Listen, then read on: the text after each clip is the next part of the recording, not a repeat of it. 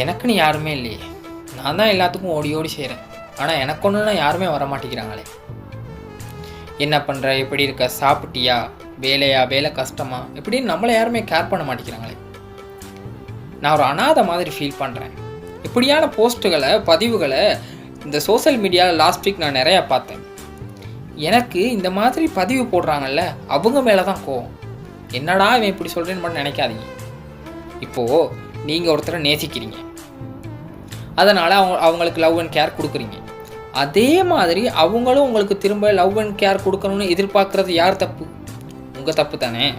இப்போது இந்த 5 விரல் எடுத்துக்கோங்க. இந்த 5 விரலும் ஒன்றா இல்லையே.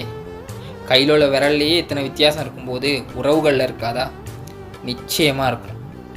அதனால தான் சொல்கிறேன், அளவுக்கு அதிகமாக எதிர்பார்க்காதீங்க.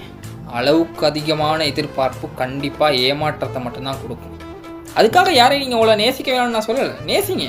ஆனால் உங்களை விட யாரையும் அளவுக்கு அதிகமாக நேசிச்சிடாதீங்க. ஃபஸ்ட்டு ப்ரையாரிட்டி உங்களுக்கு கொடுங்க.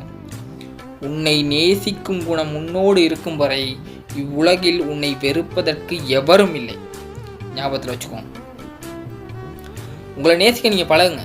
அப்போ தான் உங்கள் வாழ்க்கை சந்தோஷமாக இருக்கும். லாஸ்ட்டாக இந்த பொய்யான உறவுகளுக்கு ஒரே ஒரு விஷயத்தை மட்டும் நான் பதிவு பண்ணிட்டு போகிறேன். உங்களுக்கு பிடிக்கலையா, விலகிடுங்க. நேசிக்கிறதா இருந்தால் ஒரு நிமிஷமாக இருந்தாலும் உண்மையாக நேசிங்க.